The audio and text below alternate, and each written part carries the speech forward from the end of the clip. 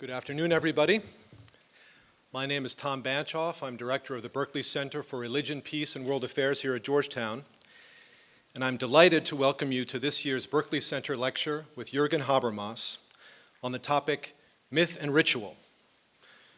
Thank you all for coming. It's quite a crowd. The result of one email and a lot of word of mouth. It's the kind of event we like to run. Just a word before we get started about the center and about the lecture. The Berkley Center has been around now 5.5 years. We're part of a university-wide effort to advance the interdisciplinary study of religion and promote interreligious understanding. Through teaching, research, and outreach, at the center we explore religious and ethical questions as they intersect with global challenges of democracy, development, and interfaith dialogue. The Berkley Center's lectures are an opportunity to extend that dialogue, to bring a global thought leader to campus, to deepen that conversation with us. And thus far, as some of you may know, we've had Tariq Ramadan address Islam in the West, Charles Taylor explore secularization, and Hans Joas investigate human rights and the sacred. This year, through the diplomacy and engagement of my friend and colleague Jose Casanova, we're delighted to have Jürgen Habermas with us. And before I introduce President DeGioia, who will introduce Professor Habermas, just a note on format. We've planned plenty of time after the lecture for discussion, and you will have noticed the index cards on your seats. The colors don't mean anything. Those are cards for questions. We've also distributed some pencils. If you have formulated a question, we'd ask you to write it on the card, pass it to the aisle. About halfway through the lecture, we'll have folks collect that first batch of questions. And then when Professor Habermas has finished his formal remarks, there'll be another round to collect those questions. And I'll sift through those cards and help to moderate the Q&A on that basis. It's now my pleasure to introduce President DeGioia. Dr. John J. DeGioia, as many of you know, is the 48th president of Georgetown University, a post he has held since 2001. And before that, he served more than 2 decades in a range of other leadership positions at the university. Over the past decade, under President DeGioia's leadership, Georgetown has emerged as a global force in higher education and as an innovator in efforts to link up our core mission of teaching and research with service to the wider world. Examples include our campus in Doha, Qatar, our outreach to China, and our partnership with the Archbishop of Canterbury's Muslim-Christian dialogue, Building Bridges. President DeGioia addresses broader issues in higher education as chair of the Board of Directors of Campus Compact and of the Forum for the Future of Higher Education.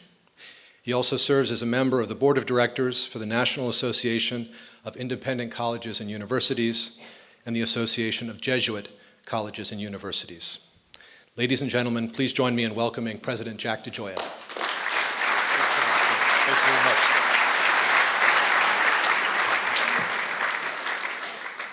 Thanks very much, Tom. And thank you for all that you do, and thank you to the Berkley Center for hosting this event, which, as you said, is part of an ongoing lecture series that has included such distinguished participants as Charles Taylor and Hans Joas and Tariq Ramadan.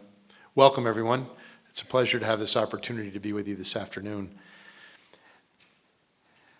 Tonight, to offer his lecture on myth and ritual, we are privileged to have with us one of the leading intellectuals of our age, Professor Jürgen Habermas, a preeminent thinker on modernity, enlightenment, reason, and the public sphere. He continues to provide new insights on a wide range of philosophical questions and critical social issues. Called by the late Richard Rorty the leading systematic philosopher of our time, he is best known in the Anglophone world for publications like The Structural Transformation of the Public Sphere, The Theory of Communicative Action, and Between Facts and Norms. Born in 1929 in Dusseldorf, a student in post-war Germany and regarded as a member of the Frankfurt School, his career has balanced deep philosophical investigations with an effort to apply these studies to the socio-political dynamics of the day. He received his PhD in 1954 from Bonn University, writing his dissertation on Friedrich Schelling, a contemporary of Hegel in the German idealism movement. And a few years later, he began working as an assistant to Theodor Adorno at the Institute for Social Research in Frankfurt. In 1959, he left the institute and returned in 1964 as professor of philosophy and sociology. Over the course of the next 3 decades, his investigations included a conference on the Vietnam War with Herbert Marcuse and research into philosophy of language in the 1960s and early 1970s. In the 1980s, as a professor of the Faculty of Philosophy at the Johann Wolfgang Goethe University in Frankfurt, his work focused on a critique of postmodernism and neoconservatism. He was one of the key figures in the dispute among the historians in the 1980s, which raised fundamental questions about the political and ethical responsibilities of historians in post-war Germany. And throughout the decade, he continued to address considerations of moral theory and ethics with essays on human values and what he has called post-metaphysical thinking. Profoundly interested in the practice of philosophy, Thomas McCarthy, a now retired professor of humanities and philosophy at Northwestern University, explains the range and depth of his contributions to social thought. Habermas has been able to go into discussions in political theory, in sociology, and psychology, and legal theory in a dozen different disciplines and become one of the dominant voices in each one. In more recent years, his work has sought to more deeply understand the position of religion in modernity. Considering the rise of secular liberal states with certain kinds of religious participation, particularly in the West, he recognizes the, quote, indispensable potentials for meaning that are preserved in religious language, potentials that philosophy has not yet fully exhausted. As part of this growing attention to the post-secular, as he has called it, Professor Habermas has engaged in dialogue with representatives of the Catholic Church, for example, in a conversation with then Cardinal Ratzinger, Pope Benedict XVI, which was published as The Dialectics of Secularization in 2007. And in a similar effort, he brought together a group of 4 Jesuits who met with him in Munich to produce the 2007 publication, An Awareness of What is Missing, Faith and Reason in a Post-Secular Age.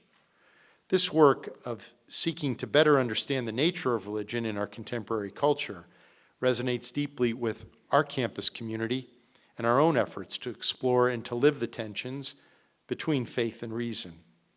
The motto of our university, Utraque Unum, taken from St. Paul's epistle to the Ephesians, and meaning both into one, speaks to this very challenge and to the resources that our Jesuit heritage provides. It is a great privilege, it's an honor for me to have this opportunity to welcome Professor Habermas to our campus this evening. I look forward to his insights and to the discussion that they will generate on this campus.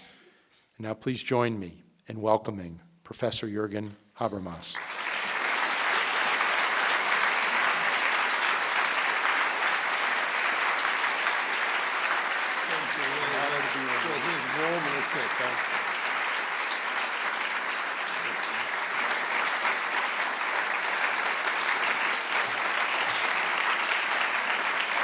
Yeah. Mr. President, Professor Mencher, thank you for this warm reception. I'm glad to be here once more at your campus. I'm a bit intimidated. This has the appearance of something more ceremonial, but I can assure you I have only a normal paper to present, and when we speak today as sociologists or anthropologists of religion, we employ an inclusive concept that encompasses all possible conceptions of faith and practices which involve a confrontation with extraordinary forces of salvation and disaster. The Californian guru and the Native American medicine men command the same interest as the Old Testament prophets or the Chinese wise men.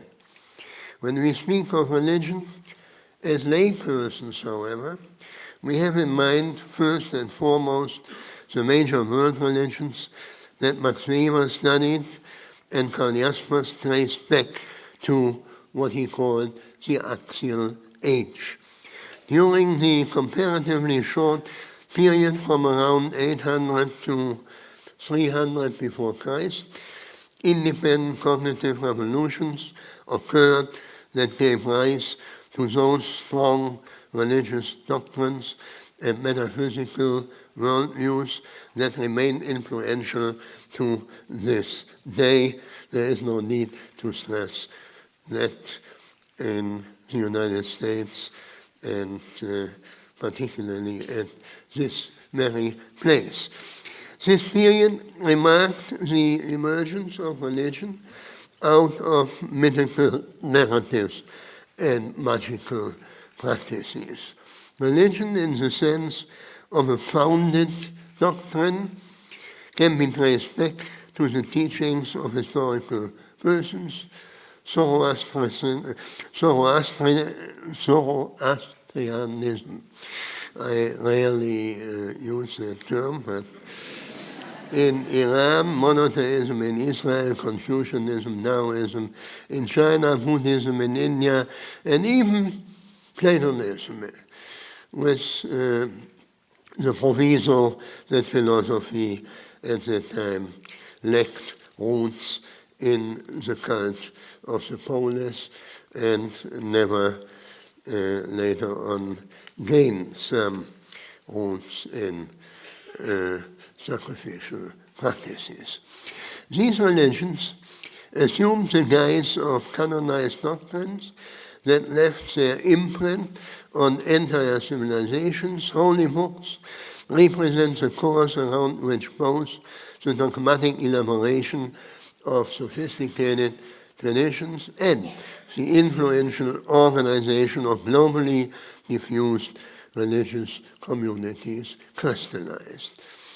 Karl Jaspers drew attention to the striking fact that these cosmologies and religious worldviews emerged at approximately the same time period with the intention, he introduced this conception, with the intention of opposing a pluralist image of the simultaneous origins of the major Eurasian civilizations and religions to the Eurocentric fixation on Jerusalem and Athens. The focus on the revolutionary break in the mode of thinking should not mislead us, however, in adopting a one-sided intellectualist view of religious and metaphysical worldviews. The cognitive breakthrough towards world-transcending perspectives, toward moral universalism, and new conceptions of salvations and redemptive justice are indeed major achievements, but these teachings too remain linked with ritual practices and thus preserve the archaic unity of myth and ritual by, of course, transforming both on a higher level of reflection. Both worldview and cult form the sacred complex. Without their roots in worship and ceremonies, religion would not have been able to stubbornly assert itself during the past 3 or 4 centuries over against secular thought up to the present day. Rooted in rituals, religious traditions preserve their connection to an archaic experience to which all other cultural centers and sectors have lost access during the process of modernization. In an attempt to localize this experience of dealing with the sacred over the course of human development and to identify its core meaning, I would like to explore the original relation between myth and ritual. A cursory examination of the relevant theories in anthropology leads me to the conjecture that ritual practices may have constituted the reworking of the buried phylogenetic experience of a break in the mode of communication and in the associated forms of social life. But let me say in advance that the purpose of this lecture is to develop a hypothesis for which I can at best gather some initial plausibility. If we want to understand, may I ask you, I know that you are reading, that's fine for me, but does the micro work so that you can hear me? Okay. Now, if we want to understand the sacred complex, we must draw upon anthropological observations of modern tribal societies that permit at best inference to Neolithic forms of life, extending back, as you know, to the 11th or 10th or 11th millennium. In the more recent literary testimonies and archaeological remains of the major early civilizations, we encounter already a remodeling of an older form of myth and ritual. The processing and literary elaboration of that prehistoric store took place during the period from around 3000 before Christ onward in the context of state-organized societies fostered by an emerging historical consciousness and, of course, in response to the interest of ruling dynasties. However, the origins of the sacred complex extend much further back than even the Neolithic period. The oldest rock paintings discovered in Australia that permit inference to cultic worship are estimated to be 50,000 years old, whereas the first attested burial by Homo sapiens is circa 100 years old. Very well-known facts, but just to remember the time perspective we have to keep in mind. From this period, around 100,000, from this period also date the oldest discoveries of color production and jewelry. The indestructible material of these findings, archaeological findings, however, reminds us that even more ancient mythical stories and ritual actions expressed in the more ephemeral media of speech, song, and dance must have disappeared without trace. Hence, there are plausible speculations that the sacred complex has earlier origins reaching back beyond the archaeological findings into the period of the evolution of Homo sapiens. Mythical narratives often first provide us with the key to understanding rites. They often recuperate in the medium of a fully developed language a meaning that rights already express performatively in visible gestures and images, that is, in their proper representational form of music, dance, pantomime, and body painting. Narratives then only appear to spell out a prior meaning of ritual behavior, warning of calamity, and invoking propitious forces. Rites both cope with crises, whether they are natural or social disasters, famines, epidemics, or enemy attacks, and in guaranteeing functions critical for survival, the hope for rain, sufficient harvest, restoration of health, and so on and so on. The unmistakably archaic character of ritual practices and the fact that they need to be translated raise the question of whether the development of rites and myths occurred simultaneously with the emergence of Homo sapiens and his ability to speak, or whether ritual behavior extends even further back than the evolutionary threshold of the development of ordinary language, that is of a grammatical language with a propositional structure as we today speak it.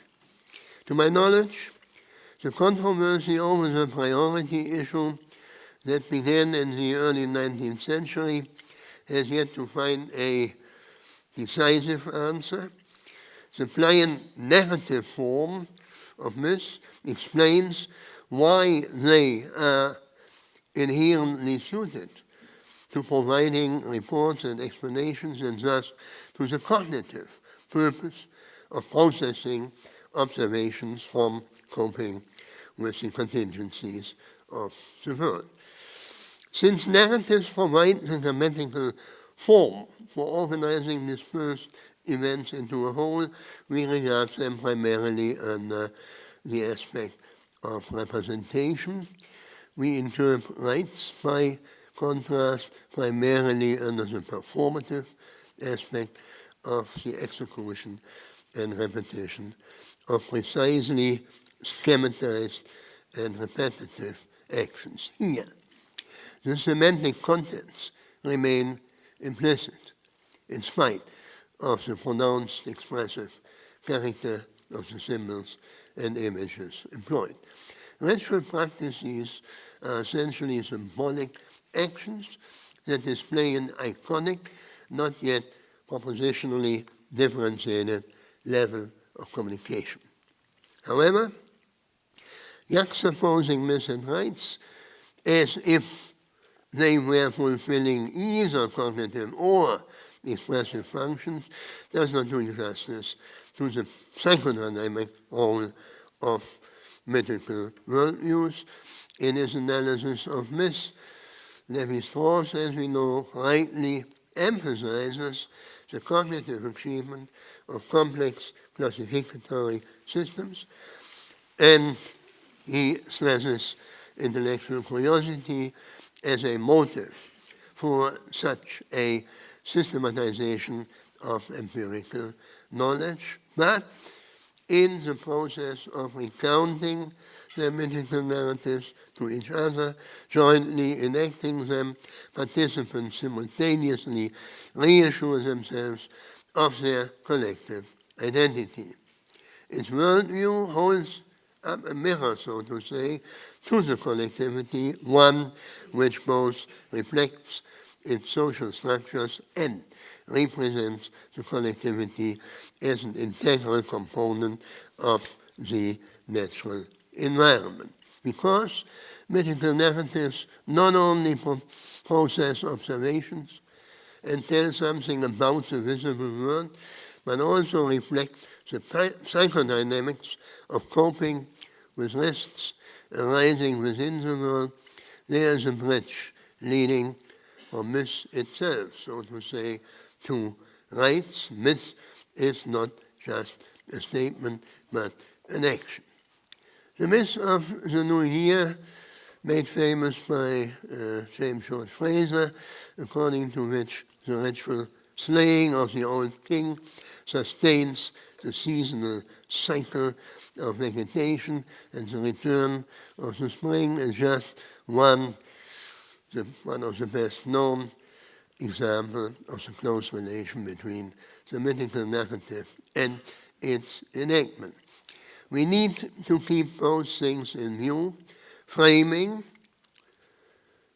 hence the world-disclosing power of mythical language, on which Lévi-Strauss, among others, Investigations Through Light, goes hand in hand with reenacting, with a periodically recurring performance of the myth. Now, this is only an introductory reminder of rather well-known views. It would not do, however, to conceive of ritual behavior as a mere accompaniment of myth. From the perspective of communication theory, and that's now the perspective I take, ritual behavior represents an earlier stage of symbolic expression compared to mythical narratives. The media of communal dance and song, mime and pantomime, body painting, jewelry, culting objects, masked emblems, coats and arms, ornaments, and so on, permit iconic representations or imitations that do not depend on any further explication in a full-fledged language. If we are looking for the original meaning that the sacred complex might have had for the participants themselves, we must start from clues pointing to the meaning which is encapsulated in rites themselves. I never asked the native speaker, do we say rites or rites? Rites. Thank you. You see, I am normally not lecturing on rights. When perusing the anthropological theories developed over the last century, I find it striking that most of the explanations of rights already presuppose mythically articulated and narratively accessible world, a world which is peopled by specific spirits and gods. I mean, this already presupposes some narrative representation. This holds for the explanation of rites as attempts to influence the favor of superhuman forces by magical means. In my view, the elementary or more elementary rituals of gift-giving and exchange, already studied by Henri Hubert or Marcel Mauss, are more informative because these practices, in a sense, express their own meaning. They establish relations of reciprocity between kinship groups and thereby reinforce social relations of solidarity or, at any rate, of non-violence. The reciprocity, founded and renewed through the exchange of gifts, forges a social bond between potential rivals. This idea brings us closer, I suppose, to the intrinsic meaning of ritual behavior. As you know, Emile Durkheim, I think, from a sociological point of view, still the most important interpreter of this area, understood, he had, as I learned by reading anthropology, he had an immense influence throughout the last century. Now, he understood rights as a self-referential practice that stabilized the cohesion of social group. He was the first to ascribe an intrinsic meaning to ritual practices, one that is inherent of which is independent, that's my point, which is independent of any narrative explanation. Strictly speaking, he explored the meaning of ritual practices from 2 points of view, namely the self-thematization of society and the generation of the binding force of normative expectations. And the second point is of interest for me in the following. On the one hand, existing social structures are supposed to be reflected in rights.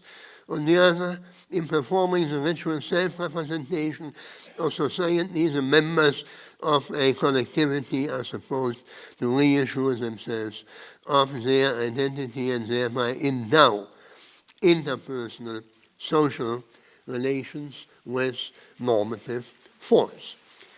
I would also like to recall another classical theory, namely that of Arnold von Gennep. His well-known studies of initiation rites represent an important supplement to Durkheim's analysis.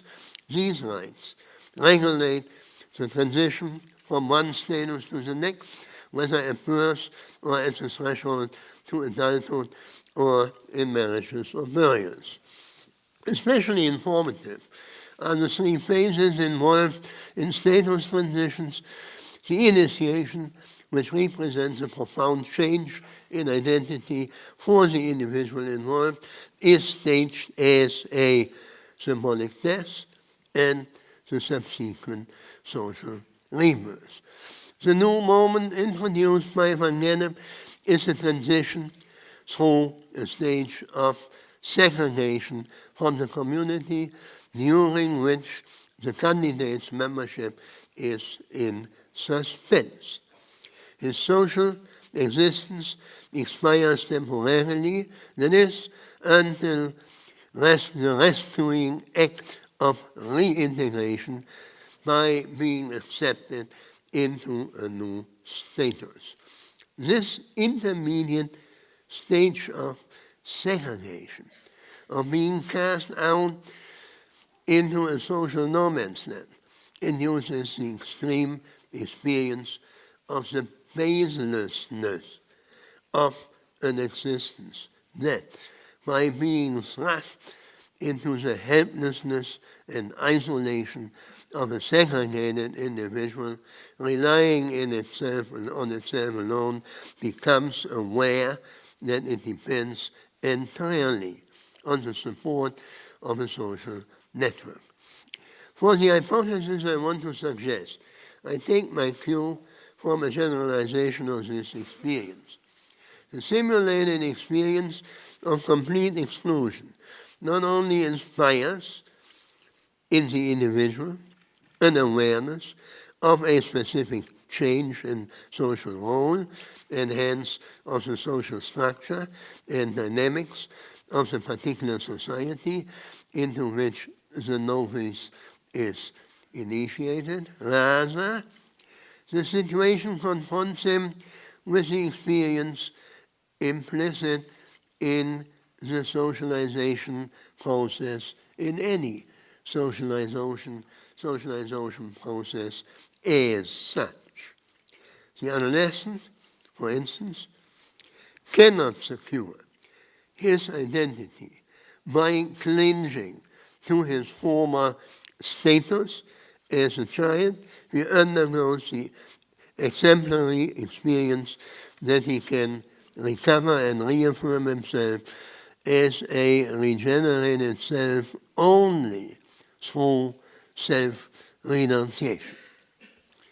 Now, I come to my hypothesis. I would like to radicalize this ontogenetic view into the phylogenetic assumption that the sacred complex reflects in its initial phases the mastering of a problem that arises once the evolution of primates crosses the threshold to a new level of symbolically mediated communication and interaction. The old idea, I'm now turning to the theories on the origin of human communications. The old idea that grammatical language originated in gestural communication, heard of, for instance, at the late 18th century, has acquired a surprising topicality in the most recent research. Furthermore, it seems,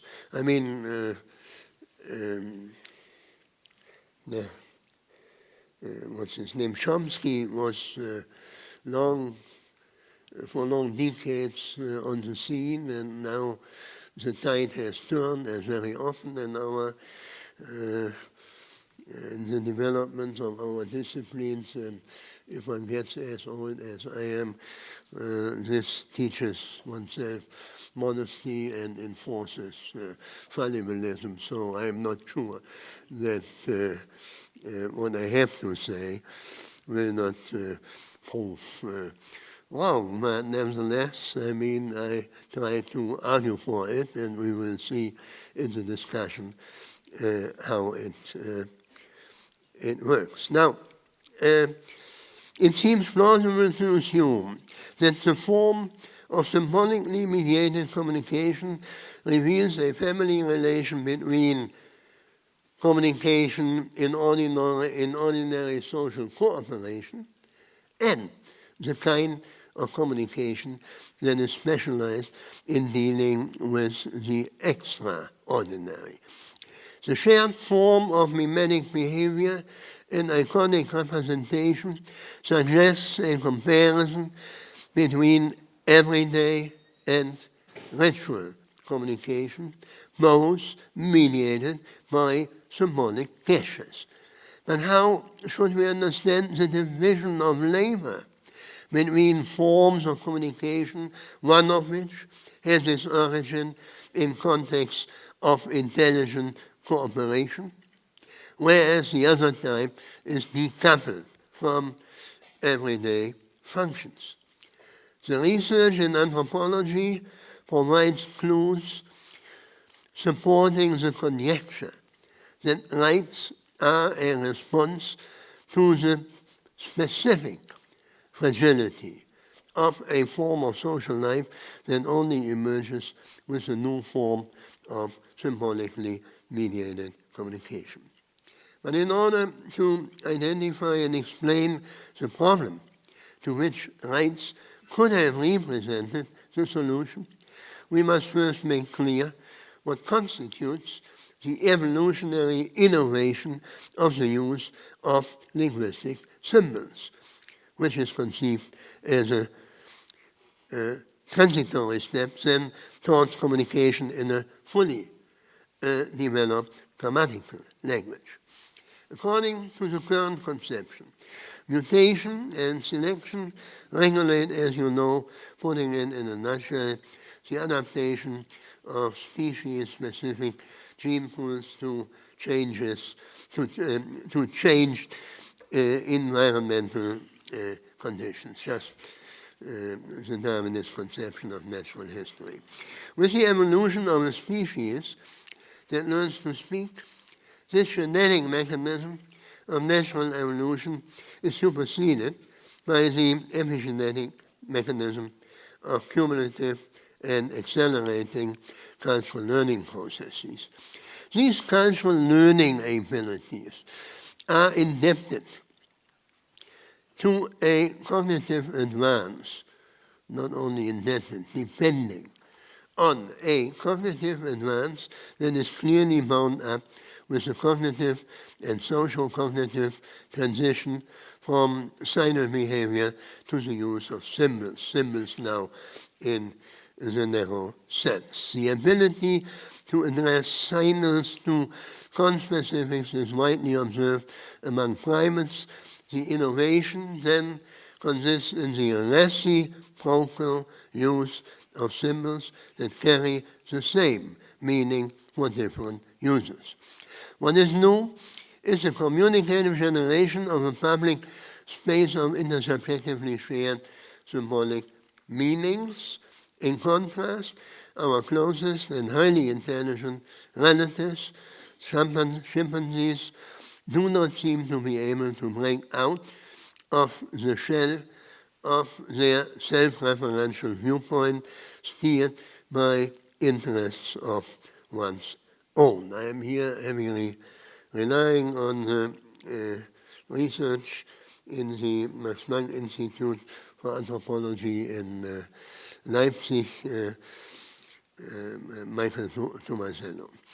It is the step out of this kind of, to put it metaphorically, egocentrism of a still self-enclosed private consciousness into the public domain of a world interpreted in common that gives us some idea of the relevance of the transition to a new symbolically mediated form of interaction.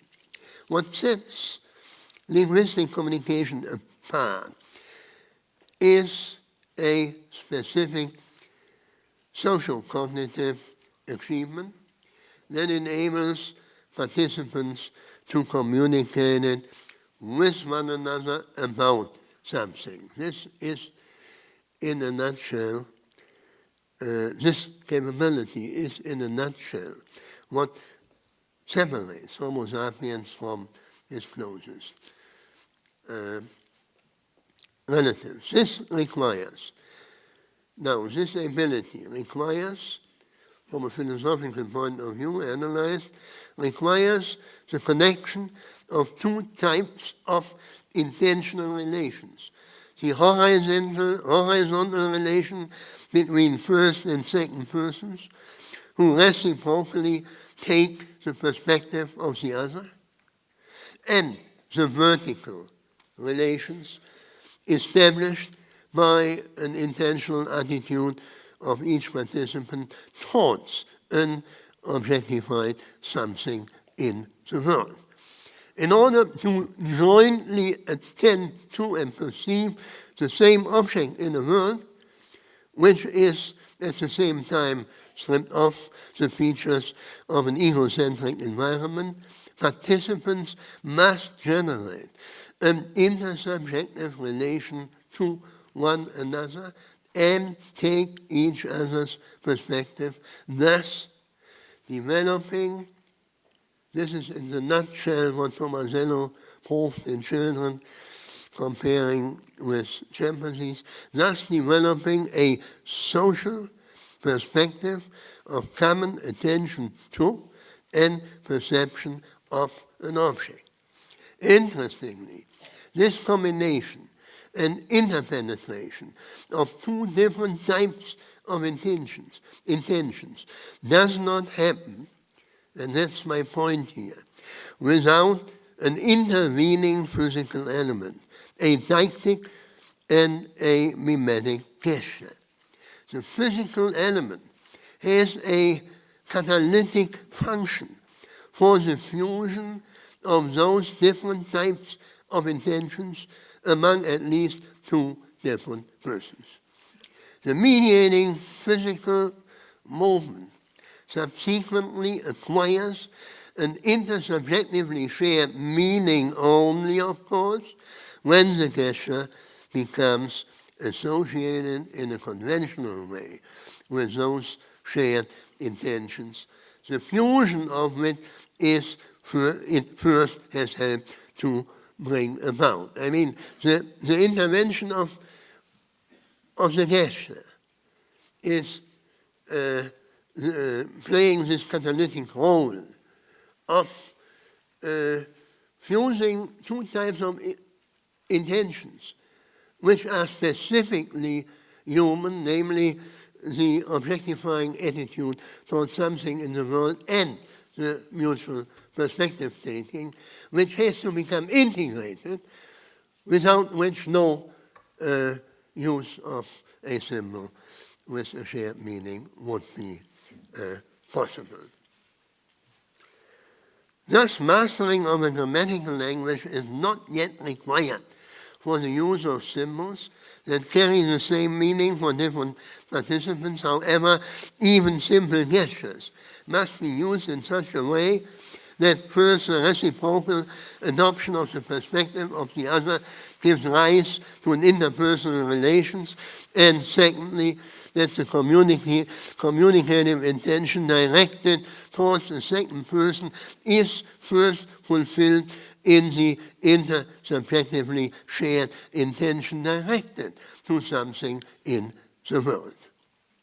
Now, Michael Tomasello, whom I mentioned already, and his collaborators have proved through ingenious experiments engaging human children and young chimpanzees, no, not only young chimpanzees, that intersubjectively shared intentions towards something in the objective world is a human monopoly as far as we know today. Chimpanzees are extraordinarily intelligent animals who have the ability to act intentionally, to understand the practical intentions of others, and even to draw practical inferences. You know, even half a century ago, nobody would have assumed that they are endowed with all these capacities. The striking cognitive difference between the ways in which chimpanzees and human beings communicate with each other resides in the fact that these primates use their impressive capabilities exclusively in a self-referential, so to say, strategic manner to manipulate conspecifics in order to realize their own objectives. They cannot cooperate in such a way that several conspecifics coordinate their actions with the aim of accomplishing a shared objective, as, for instance, is required to hunt big game. This observation does not imply, of course, that chimpanzees did not develop a very rich, emotionally regulated social life. But at the conscious level of intentionality influencing their conspecifics, they lack a cooperative orientation. Life within the group is regulated by evolutionary older mechanisms. In view of the innovative features, and I'm now going to develop the hypothesis in more detail, in view of the innovative putting together the two lines of reflection I have presented, in view of the innovative features of human communication, ritual practices can be understood as a variant of casual communication. They too constitute a mimetic form of communication that gives rise to a shared world of symbolic meanings. I mean, Tomasello only in his experiments, of course, analyzed cooperative interaction. That means cognitive directed forms of interaction, and had no ritual in his mind. In the rhythm, but now I ask you to compare ritual behavior with this behavior analyzed by, among others, by Tomasello. In the rhythmic motions of dance, different modalities of iconic representation become fused with one another. Ritual behavior differs from other iconic representations, however, through its peculiar self-referential character. Rites do not refer to a jointly identified object in the world, even though this representative function is precisely what constitutes the novelty of linguistic communication. Whereas the rhythmic movements and gestures in the group express shared intentions, spur the participants on mutual perspective taking, and trigger an intersubjectively shared experience, the third arrow, so to say, of the triadic structure I mentioned for the use of symbols points or appears to point into the void, not into the world. We have the impression of a lack of reference as long as we assume that what is experienced and intended and communicated about is an object or state of affairs in the world. The referent of this unworldly, self-enclosed communication is nothing palpable, but instead situated in another dimension. The disruption to which ritual behavior is a response do not arise from the objective world, but from within the social world. From a phylogenetic point of view, ritual communication is a response to specific challenges of a cultural form of life which emerges with a new level of symbolically mediated cooperation. An obvious consequence of this evolutionary step is living in a communicatively shared world. This means, first, a challenge of a cognitive kind, with the receptivity to intersubjectively interpreted empirical events, placed within a jointly objectified world. The human mind is exposed to an overwhelming flood of information that needs to be processed. The new must be integrated into contexts that are already familiar. However, the entry into the public world of symbolic forms is not just a cognitive challenge. The shift to symbolically mediated interactions not only constitutes a socialization of intelligence, but also needs a socialization of motivations.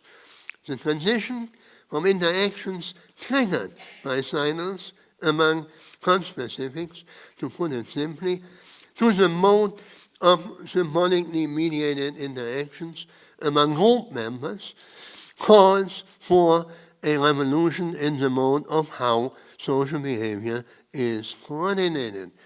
The cognitive challenge goes hand in hand with a psychodynamic challenge. In the course of the revolution in the individual's relations to his social environment, the individual consciousness succumbs to the pincer pressure of simultaneous socialization and individualization.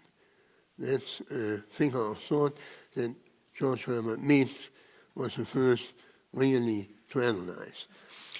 On the one hand, the onus of coordinating actions falls increasingly on communicative action and hence on the shoulders of the individuals themselves. On the other hand, the individuals become aware of the fact that the reproduction of their own life depends essentially on social cooperation and on collective self-assertion.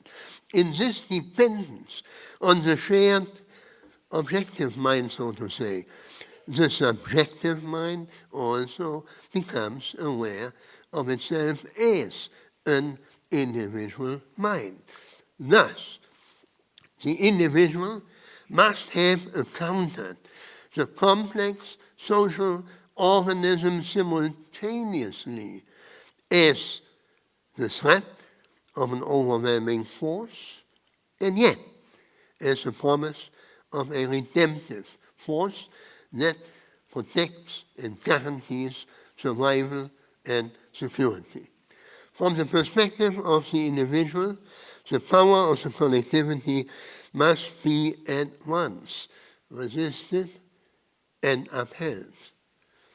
That paradoxical experience of being suspended without support under the sway of the collectivity and yet having to accomplish one's own life individually is deeply built into the reproduction of our form of life and into the ontogenetic development of each individual.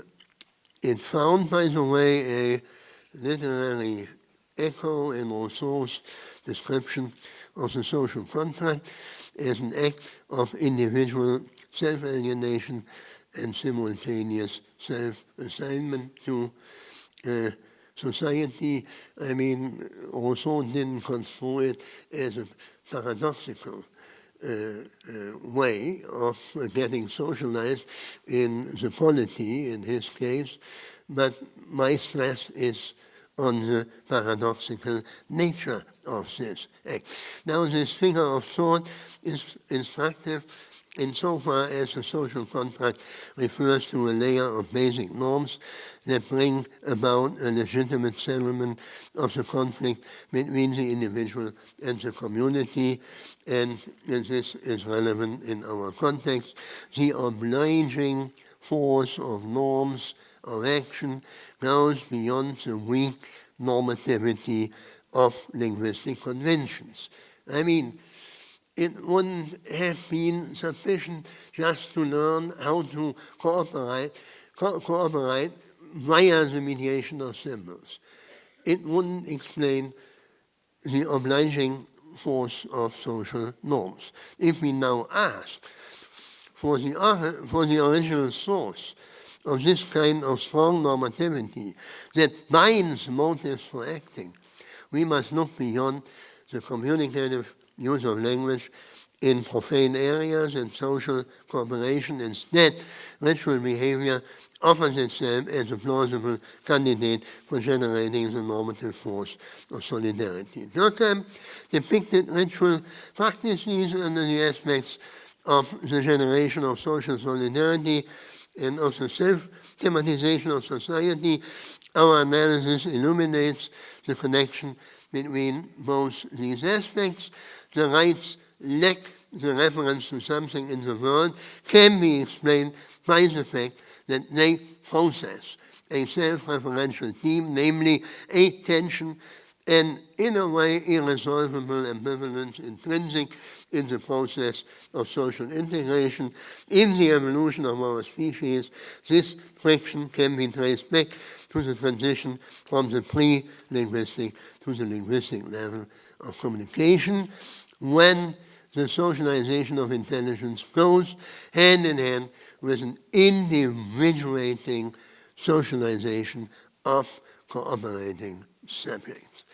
In any cooperating community, there is a tension between competing and yet complementary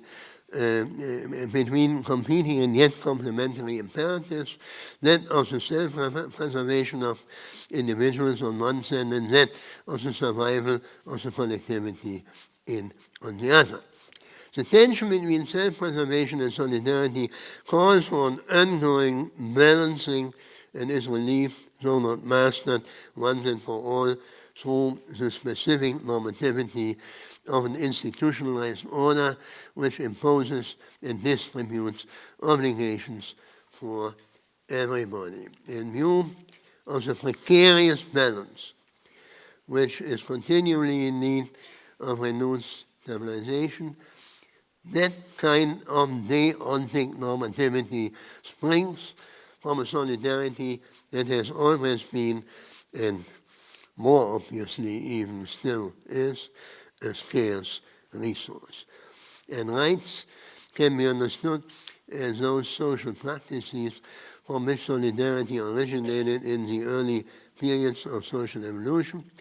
Every destabilization of the delicate internal balance and of society summon, so to say, a practice into being in which the individual members reassure themselves of their dependence on the powerful collectivity. This kind of reassurance had to assume a self-referential form because the referent is not something visible in the world to which one can point its finger. Now, at the end, if we conceive of the ritual regeneration of social solidarity as an answer to the disturbance in the precarious balance of social integration, an explanation also suggests itself for the emergence of the sacred complex, hence for the subsequent, as I assume, connection between myth and ritual. Myth, in the first instance, fulfills a cognitive function of an interpretation of the world and our place within it. This is why they are not immune to cognitive dissonances that are caused by the collision with mundane knowledge that is gathered in everyday coping with the contingencies of the natural and social environments. Therefore, a linkage between mythical narratives and ritual practices in such a way that the mythical contents are staged and enacted, as it were, was certainly functional for stabilization. Channeling beliefs through ritual practices must have had an immunizing effect.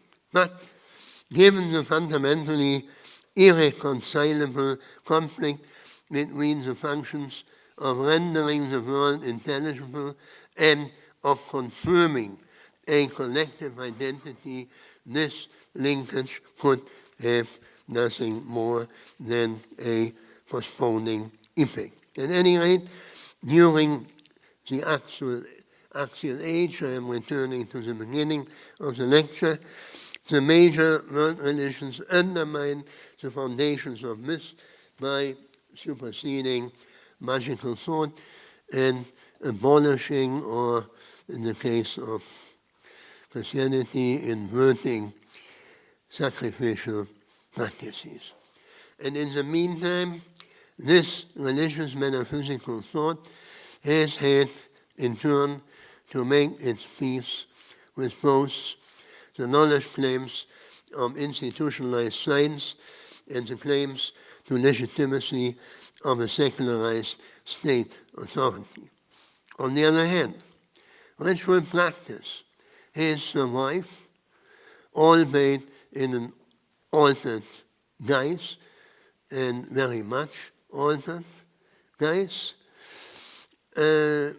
Religious traditions have preserved their vitality in their symbiosis with the liturgical practices of worldwide religious communities. Their members can even lay claim to a privilege. Religious communities, in performing their cult, have preserved the access to an experience and to a source of solidarity from which the unbelieving sons and daughters of modernity are excluded. The enduring presence of religion as a contemporary formation of mind, culture, and society raises not only questions for sociology and anthropology, but for philosophy as well. And from this perspective, I would have had to give a different lecture, namely that would have been a dialogue on eyes level between a secularized form of philosophy and the theologians, interpreters of what they get from and on what they depend, namely the beliefs of their vital religious communities. Thank you.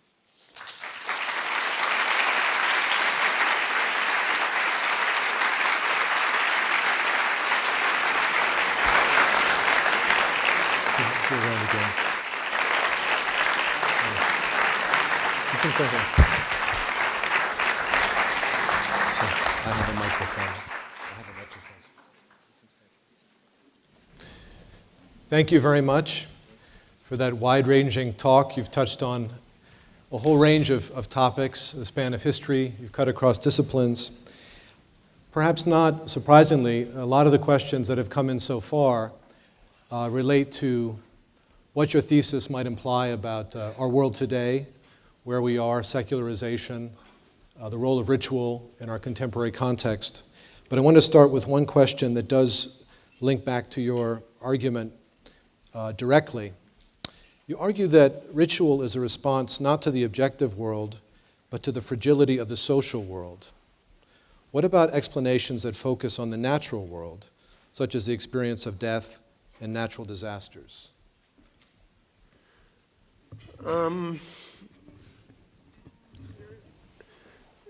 Death is not, it's in a way a natural event, but death, as we experience it, as bystanders or as persons who know that they will die soon and die at all, this is a social experience which must have been interrupting social life from the very beginning, as soon as the time consciousness develops that far that it reaches beyond the present moments. And then I think that the really interrupting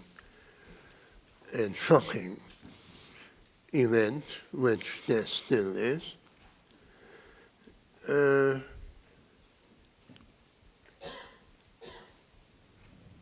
shakes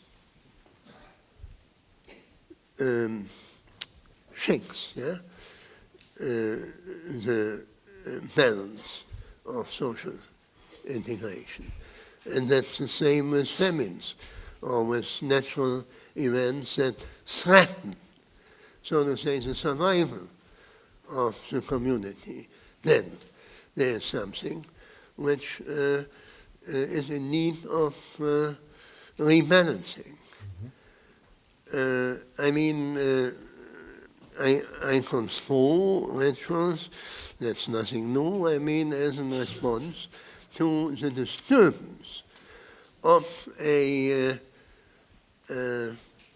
kind of fragile social integration which is always in need of rebalancing, but which comes, so to say, to the consciousness of the collectivity specifically when there are threats from either without or from within.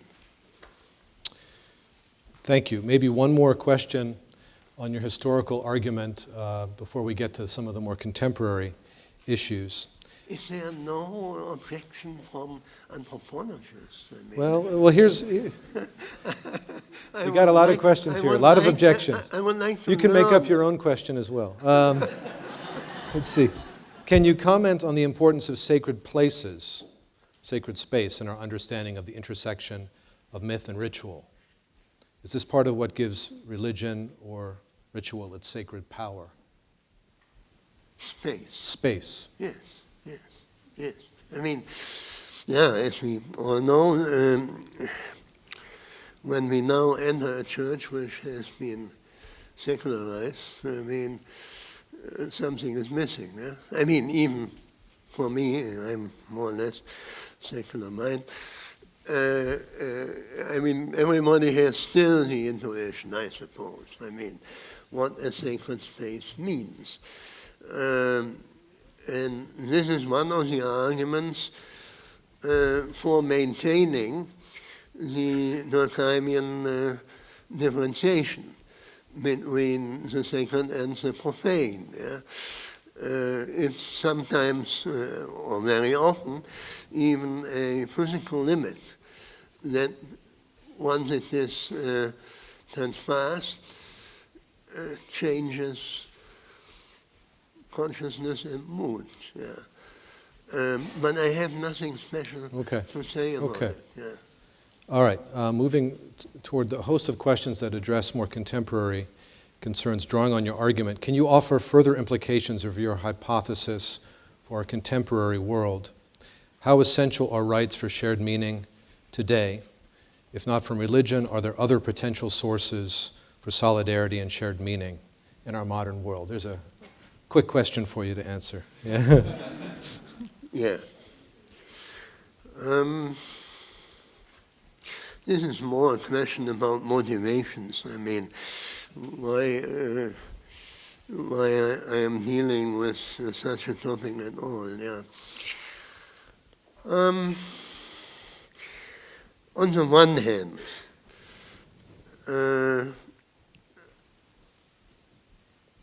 I maintain that we have good reasons to insist on secular sources for justifying the principles of the constitutions our forms of societies fortunately have for constituting the polity. I do think that it is not necessary to take recourse to religious sources for justifying the principles that can be led back to either popular sovereignty or to human rights. These are the two now, at least, independent of their genealogy, now secular sources for justification. This is one thing. I am not maintaining all morality is in need of religious sources. On the other hand, it depends on, of course, controversial. It can't be otherwise. Controversial interpretations and overall interpretations of the most basic trends that are forming challenges in our present situation. It depends on those larger interpretations of whether you think that, to put it simply, modernity can reproduce itself out of its own sources. This is subjectivity, subjective freedom, ethical freedom. This is self-consciousness, reflective approach to all our traditions and universalist moralities. To put it simply, I mean, I am a straight defender of our Enlightenment heritage. It depends on such an overall interpretation of relevant traditions whether you think that we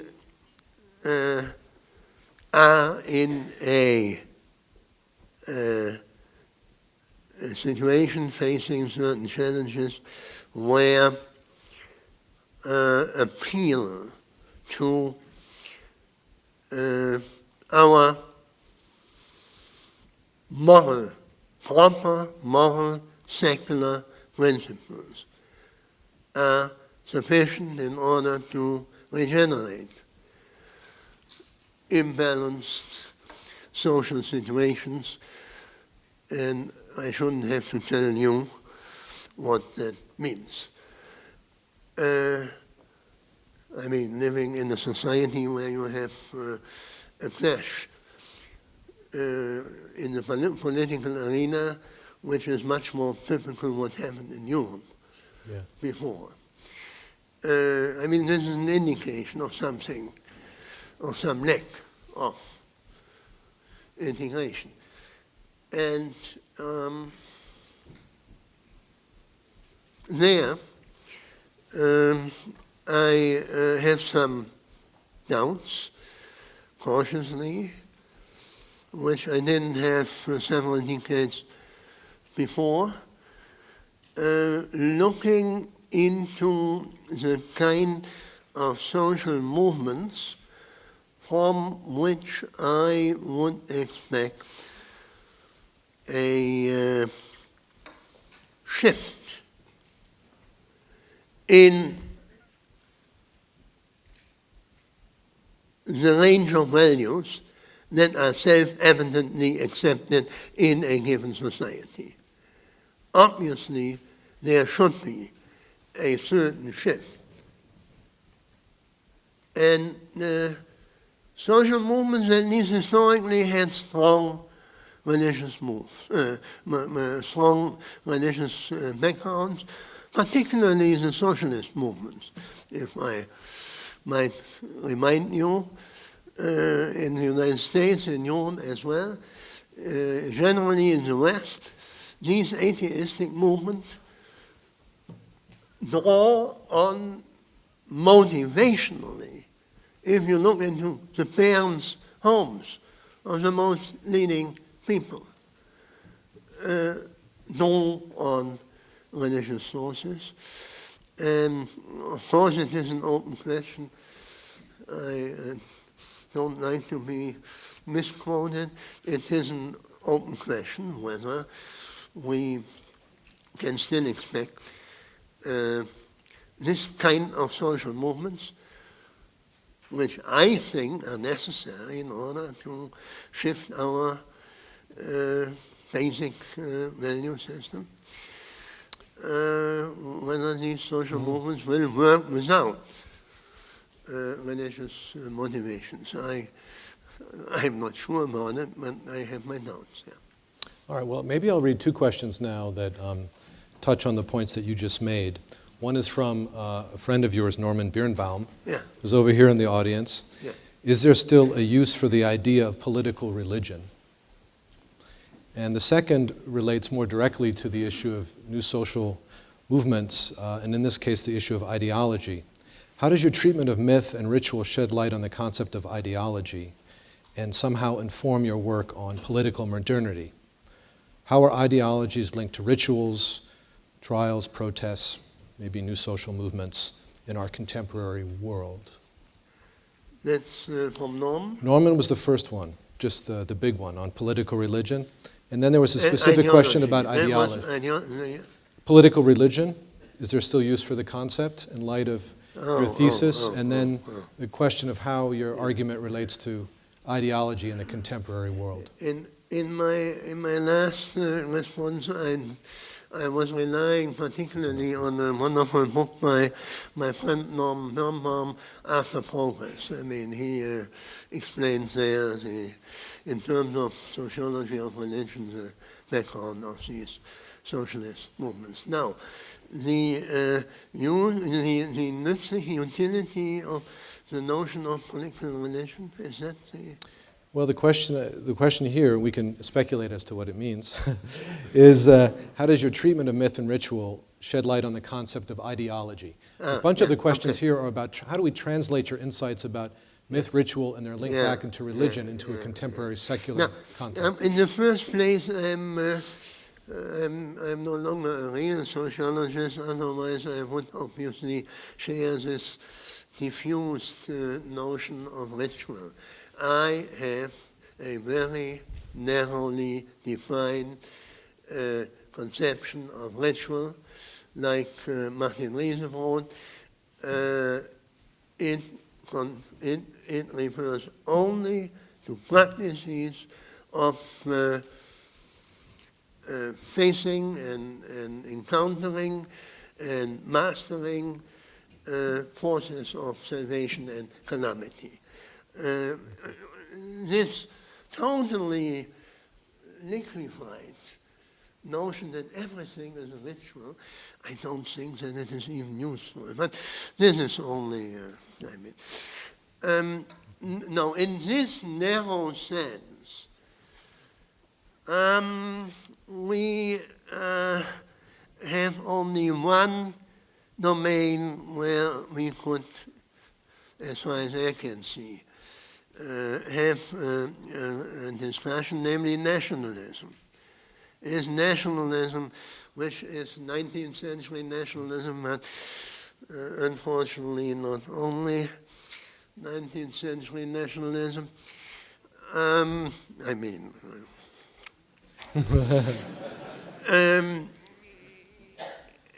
Was highly ritualized. And we have still these ritual symbols. I mean, if you see this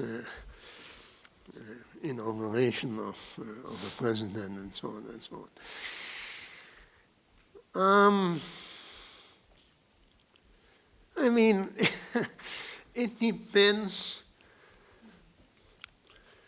on the self-understanding of at least a defining majority whether a constitution is still understood as being rooted in God's grace,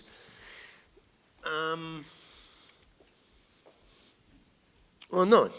I mean, there are, if I look at television, American political rituals. Yeah. Of course I see the religious overtones and implications.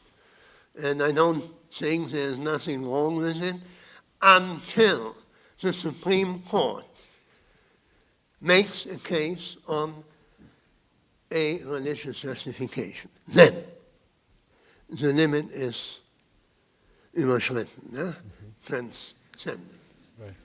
That means every institution that legislates or administrates or have verdicts which they have to justify to citizens in a general and generally accessible language as soon as they use religious arguments.